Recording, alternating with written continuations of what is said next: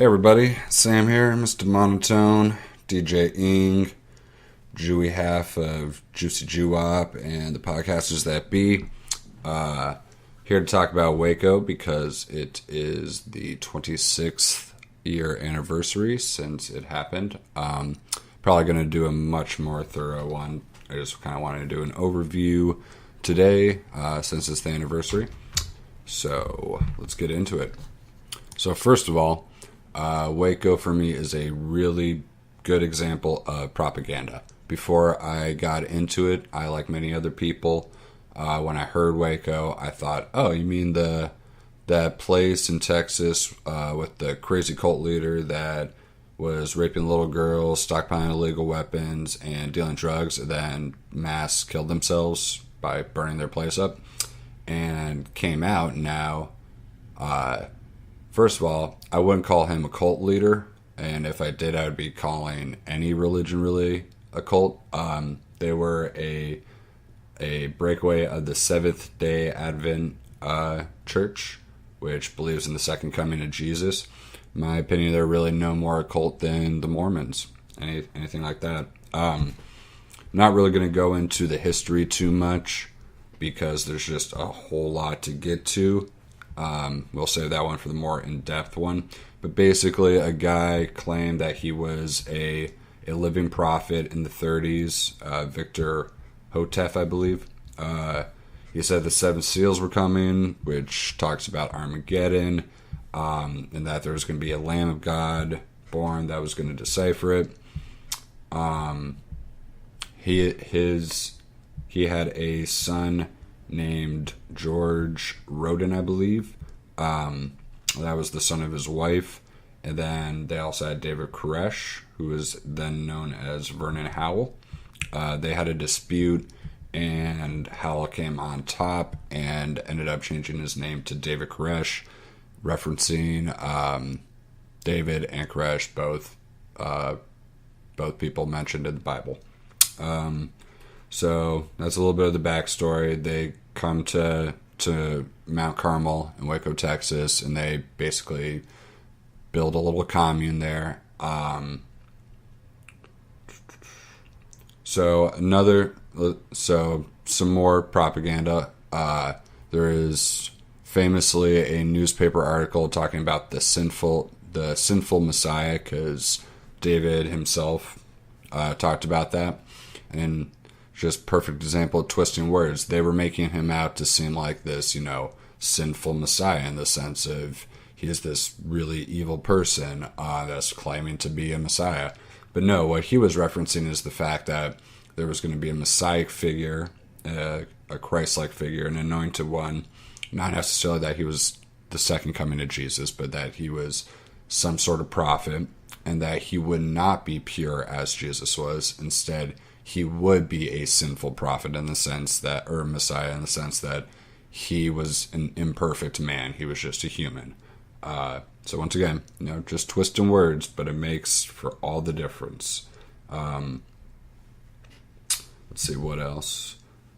All right, so gonna skip ahead. Oh, before we really get into it, so one of the main issues with this was they said that the girls were being molested, little girls, which I want to come right out and say that I don't condone anything that David Koresh and the Branch Davidians did. A lot of what they did, I think, is really not okay. However, much of what they were accused of, it was not illegal. And also, even if it was, it did not warrant the response that it received from first the ATF and then the FBI. And I'll get into that. But first of all, before any of this happened, in the years before the shootout and the siege, the sheriff of Waco, where's the county? I don't have the county on. McLennan County. Jack Harwell was the sheriff of McLennan County, which is where Waco is. He received reports that there was possible child abuse. So he and people from Child Protective Services went and checked it out. Found no evidence, could not charge him. They did not prosecute. So that all happened long before any of this happened, a few years. So they often say that he was stockpiling illegal weapons. First of all, they bought and sold weapons at gun shows, which is legal. And they haven't had an inventory, not a stockpile, although you could say it's a stockpile. But once again, twisting of words. Any gun store, any person that goes to a gun show is going to have an inventory of weapons. They had gun parts, and it's true that it was possible that they could have used those to make some of the weapons illegal, more automatic. But as one of the attorneys pointed out, that should be on the prosecution to prove, not the defense to disprove. Let's see. There was grenades that were thrown there on that day, which we're going to get into later. But Jack Zimmerman, one of the attorneys that was dealing with the Branch Davidians, found one that day, but couldn't. Was going to bring it into the courtroom, but decided against it for obvious reasons because, well, it's live ammunition. So many other aspects leading up to this were just plain out wrong or done incorrectly. For instance, there were issues with the warrant, many different issues, which just led it to seem very sloppily done, as though they did not have this plan, this being the ATF, because this all started on February 28th. The ATF pulled up in two trucks that they would, bring cattle in with 100 officers that were dressed in military fatigues with equipment, and to serve a knock and search warrant. They brought them all up. But all of this could have been avoided because when Koresh found out that they were investigating him 2 years before, or 1 year before, on July 30th, 1992, he reached out through his gun dealer, Henry McMahon, to offer to have them come and inspect his firearms, but they declined. The ATF hung up when made aware of that. And for people that are wondering why would the ATF or the FBI be the ones responsible for Waco, what do they have to gain? Well, right before, they were just dealing with Ruby Ridge and a few other fiascos, and they were coming up for review their budget. So the idea is that they needed some kind of catch to be like, hey, you guys need us, give us more money. And they heard about these guys, the Branch Davidians, this kooky little religious faction that had a bunch of guns, and they were going to try and make an arrest, make the front page to try to get some more money. Once again, another issue that really led to what happened on February 28th, 1993, or actually, 1993, is that on February 27th, the night before, there was a press release that went out. Sharon Wheeler, who is one of the spokesperson liaison for the press for the FBI or for the ATF, landed there and reached out to Channel 8 and 5, making sure that they had people available because there might be something going on, quote unquote. So what happened was, the day of, about 45 minutes before everything happened, there was talk going on in the town already, and the Branch Davidians found out. There was an undercover ATF officer that, upon learning about this, tried to tell the ATF that they already knew, and he did. He told the ATF that they were well aware, Robert Rodriguez, but they did not listen, and they proceeded with the raid.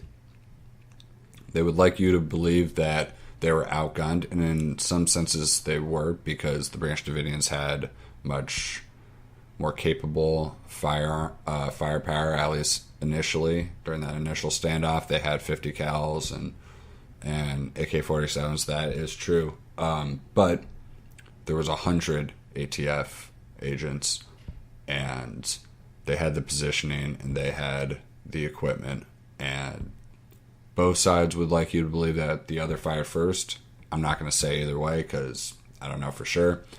But my personal opinion, I would find it a little more likely that the ATF actually fired first than the Branch Davidians. Just from everything I've seen, that just seems much more likely. The documentary that I'm referencing, that I'll have in the description, The Rules of Engagement, has a lot of footage, interviews of the actual Branch Davidians and really everyone involved, and I believe that they were defending themselves, which leads to another point. So what happened on the 28th is that there was a firefight between them. There were 4 ATF agents that were killed, and there were 2 Branch Davidians that were killed. And they shot back and forth for about 2 hours. Keep in mind that they didn't have ambulance there or ready. They actually had to get the cameraman to call in to get ambulances, and the Branch Davidians made contact with 911 first, like right away, immediately. Let's see. They also had 3 helicopters on that day, and although the negotiator made it a point to point out that there was no mountain guns, there were agents in those helicopters with weapons that were firing on them. Another point of contention for the government is that they said that the Branch Davidians were firing out through the front doors, the double white doors, and so the defense wanted that to be presented as evidence that they could see that no, in fact, most of the bullet holes were going in to the door. But the footage for that was lost, and the double doors were also lost as well. Let's see. Oh, it starts off with them pulling up and asking him to come out. He says that there's women and children here, and that and to stop pointing their guns on him. And the first rounds from the ATF killed their dogs and their other farm animals, because this was kind of like a commune. They had a bunch of animals for food, and I'm sure for other reasons. Another really key point about this is that after the fact, after the 28th, all the Branch Davidians were charged with murder and conspiracy of murder, and they were all found not guilty. They were all acquitted after the fact. So they were justified in their homicide of the ATF agents because the ATF agents used excessive force before serving the warrant, and that the Branch Davidians legally had a right to defend themselves. Peter Jen, this is a lot about this is really sad and really horrific, so be forewarned. If you really don't want to hear about some bad stuff, then stop right now, because I'm about to get into it. And the documentary linked gets fairly graphic at times. But Peter Jen was one of the Branch Davidians, and he was on top of the water tower during the 28th shootout. And you can actually see in the video footage, it's at about 51 minutes of him being shot, and the ATF would not allow the Branch Davidians to get his body for 5 days. And then later on, after they buried him, the ATF, well, actually, I believe at that time it was the FBI, used tanks and drove over his body repeatedly. And they knew well they were well aware of what was there. There's also about that time in the documentary, about 53 minutes, you see footage of all of them, of the Branch Davidians, of their wounds. Judy Koresh was shot, went actually up her arm while she was holding her child. You can see her wounds. Is pretty graphic. Let's see. Truce went into effect about 2 hours after the shooting stopped. And if it's true that the Branch Davidians were malicious and they fired first and they really wanted to kill all the ATF, then, like the sheriff says, why didn't they continue to? Why did they let them leave if they were had so many more guns, so much more ammo, which they did in some sense? Why did they let the truce happen? Probably because they were just defending themselves, but let's keep going.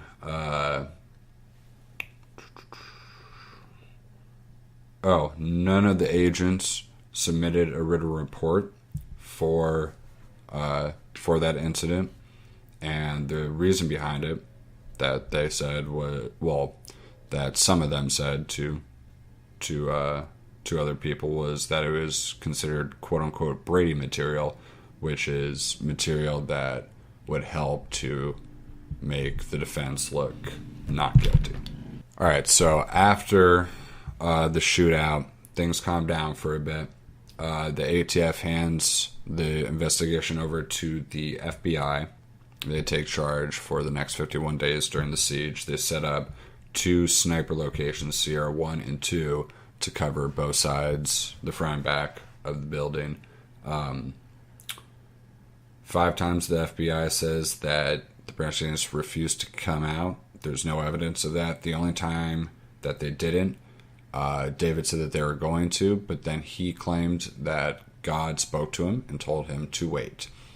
And I don't necessarily know if I believe him, if that's what really happened, but I do believe that that's what he thought. And I don't necessarily think you can say that's a lie. It might be a delusion, but I truly believe that he believed that. And he definitely did not multiple times say that they were coming out.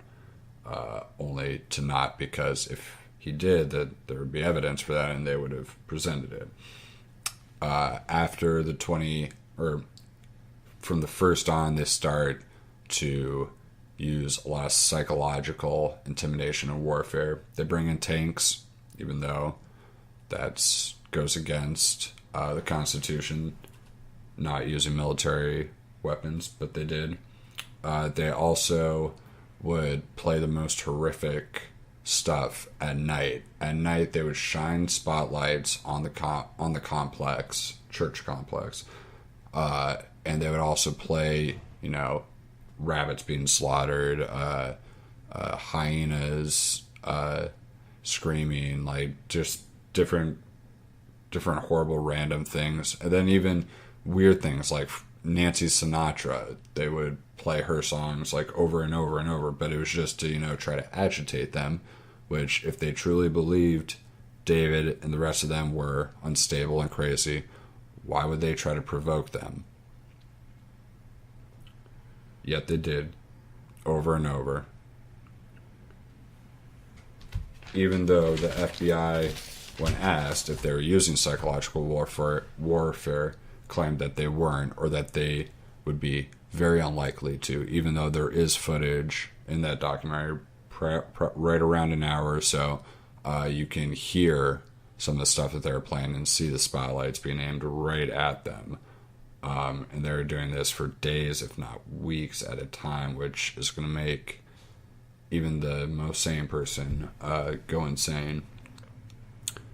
At one point, the FBI asks the Branch Davidians if they have any fire extinguishers, to which they reply, only one.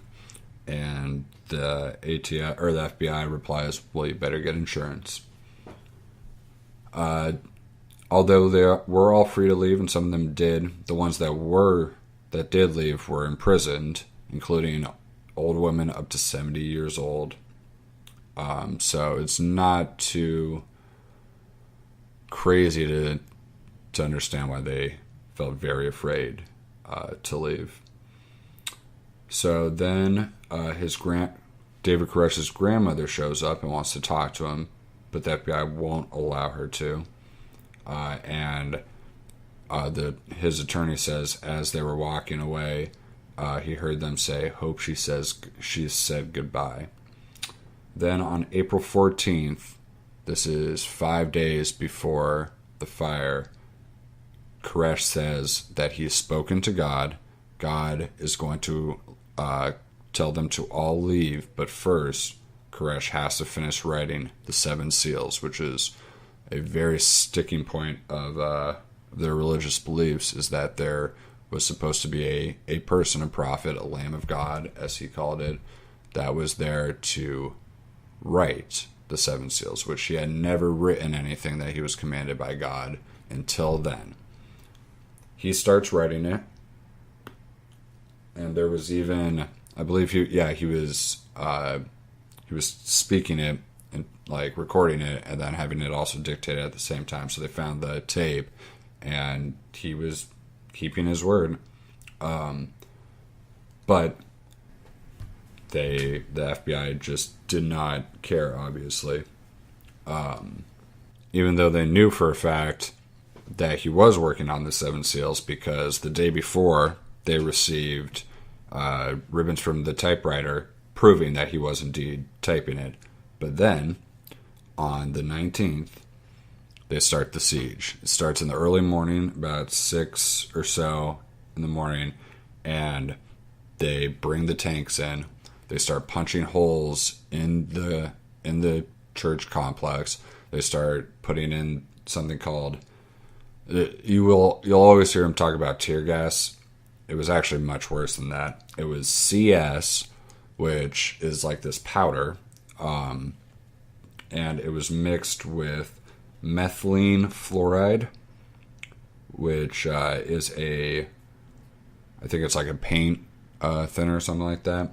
And when combined, it makes this mist, this spray that they can spray, that does act as tear gas. But when ignited, produces hydrogen cyanide, which is the same thing used in gas chambers, like in prisons.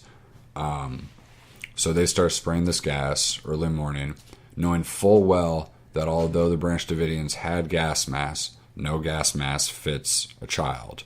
And they did this on purpose, and they even admit it. They were trying to torture the children enough to the point where the parents would come out, would just give up, even though they were planning on coming out within days as soon as he finished writing the 7 seals. But it didn't matter to them. You can hear, well, while you can see them do this, but you can also hear them blaring over PA system. This is not an assault, but you are under arrest. Come out. You will not be hurt. This is not an assault. And it must have been absolutely terrifying. Absolutely terrifying. Also during the entire siege, or not the siege, during the entire April 19th, they were shooting ferret rounds, which, for those that don't know, are pretty much like mortar rounds that they fire to release the gas. And they are non-incendiary, meaning that they don't explode or anything, but they can very easily kill if they make direct contact, and close enough, it says so right on them, and they basically amount to machine gun fire. And they were doing this throughout the entire day in all the windows, nonstop. The FBI, I've seen zero evidence of the Branch Davidians shooting back, although that is what the FBI would like you to believe and what they said was happening. So for me, one of the most important parts about that day is that there was a plane overhead using FLIR footage, which FLIR is infrared cameras. And during the documentary, they really break it down well, even with one of the guys that helped create the FLIR footage. And what infrared shows is it'll look like it's black and white, but it shows the difference in temperature, which is extremely important for this because it helps to distinguish when there was gunfire. Because in nature, you'll never have really large spikes in temperature very quickly in rapid succession in the same area. That just doesn't happen. But that is seen very often in the footage on the 19th. You'll see bursts, sometimes 10 bursts in 2 to 3 seconds, or 6 in 1 second, which is very clearly machine gun fire. Almost always it's coming from two positions very close to each other, meaning two different agents. At times they fired into the kitchen dining room area, which is where the children were. They basically were firing at times they were firing nonstop, and they're firing very consistently throughout the day. There was, as well as one of the people that helped create FLIR, Edward Aller, as I was talking about earlier, another group inspected the footage called Introspection Institute, and they came to the same conclusions as he did, although they refused to comment because of the backlash. They saw the flashes that were very clearly gunfire, as well as the flashes right before the fires broke out. About a minute before each fire, they saw a flash of a smoke or a stun grenade, either one, but either of those will create a spark. They're incendiary objects, and when you have enough CS gas in there, it's going to create massive fireballs, which is exactly what happened. There was 3 that broke out within 3 minutes of each other. You also had the tanks running over individuals, and you can even see in the footage, you kind of can see one of them. His name was James Riddle, and the pictures that the morgue took, he was wearing a red shirt and his shoulder was missing. And during the raid, one of the tanks actually was malfunctioning because something was caught in its threads, and you can see in the footage that it's something red. And to me, it seems that was James Riddle. Over 2 years after the event, when Congress finally had a hearing on it, which is shown often in the footage, they still had not done a damage report at that time, which, as bad as the bureaucracy is, you'd think 2 years would be more than enough time, but apparently not. So they start off by gassing them over hours and hours. They shoot them for hours and hours, and then they fire in grenades. Even though they'll say, oh, there's never any grenades, they're just flashbangs. That'll still act as a grenade in the sense that it'll create a spark. And when there's plenty of tear gas that's very flammable, that's going to cause the fires. So yeah, there's so much more. I'm looking at all this, but I'm thinking I'm going to wrap this up pretty soon because I want to save the really in-depth stuff for a later one, especially with my other podcast, that be Andrew.